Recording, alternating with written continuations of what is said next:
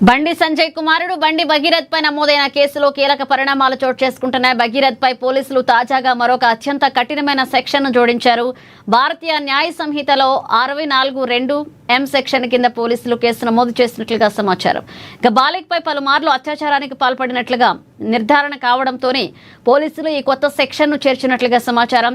ఈ కొత్త సెక్షన్ నమోదు కావడంతో ఇప్పుడు బండి భగీరథ్ కు జీవిత ఖైదు పడే అవకాశం ఉందనే చర్చ జోరందుకుంది. ఈ కొత్త సెక్షన్ కింద గనక నేరం రుజువైతే నిందితుడికి కనీసం 10 ఏళ్ల కఠిన జైలు శిక్ష లేదా జీవిత ఖైదు పడే అవకాశం ఉంది. గతంలో నమోదైన కేసులలో విచారణ జరుపుతున్న పోలీసులకు దర్యాప్తులో మరికొన్ని సంచలన విషయాలు వెలుగులోకి రావడంతో ఈ నిర్ణయం తీసుకున్నట్లుగా సమాచారం.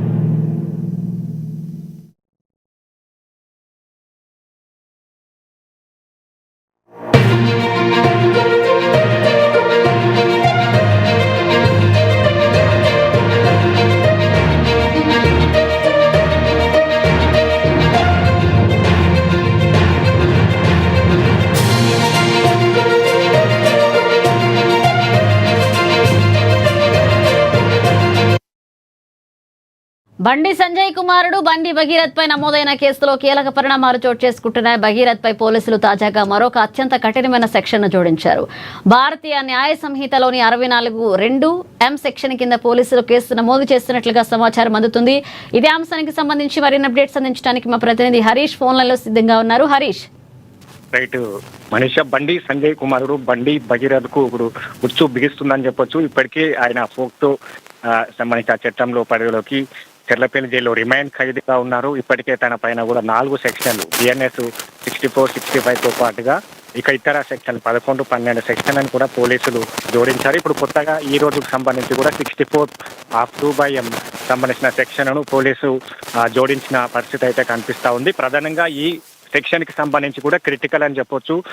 దీని ద్వారా బండి సంజయ్ కి 10 ఏళ్లు లేదా జీవిత ఖైదు పడే అవకాశాలు అయితే కనిపిస్తా ఉన్నాయి. ఈ సెక్షన్ కి సంబంధించి కూడా ఏదైతే బాలిక పైన కూడా పలుమార్లు అత్యాచారానికి పాల్పడినట్లు నిర్ధారణ అయిన నేపథ్యం కావచ్చు, పోలీసుల విచారణలో ఈ పలుమార్లు అత్యాచారానికి పాల్పడినట్టుగా ఏదైతే విచారణ తెలిసిన నేపథ్యంలో ఈ సెక్షన్ కి సంబంధించి కూడా జోడించినట్టుగా తెలుస్తా ఉంది. ఈ కొత్త సెక్షన్ కి సంబంధించి ఇప్పుడు భగీరథ్ కు 10 ఏళ్ల నుంచి జీవిత ఖైదు పడే అవకాశం అయితే కనిపిస్తా ఉంది. మొత్తంగా ఇప్పటికీ 4 సెక్షన్లు తన పైన కొనసాగుతా ఉన్నాయి. ఒకవైపు చెర్లపల్లి రిమాండ్లు కొనసాగుతా ఉన్నారు.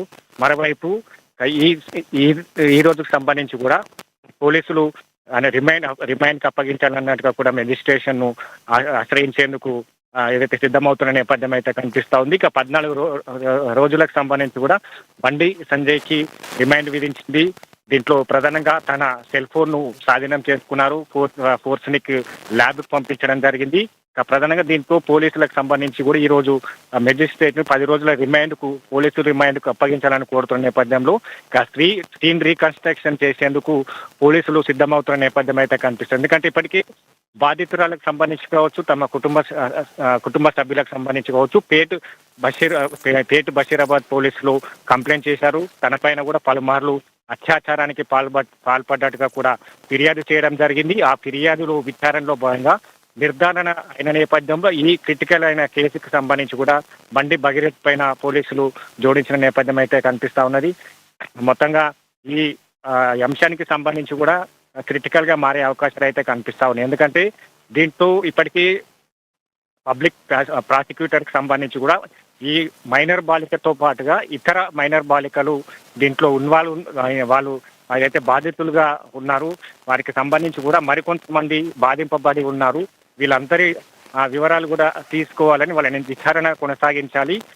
ఈ నేపథ్యంలో ఇట్లాంటి వ్యాఖ్యలకు సంబంధించి కూడా క్రిటికల్ గా మారే అవకాశం. ఇదే అంశాలను పోలీసులు ప్రస్తావిస్తున్నారు. తమకు 10 రోజుల రిమాండ్ కు అప్పగించాలి.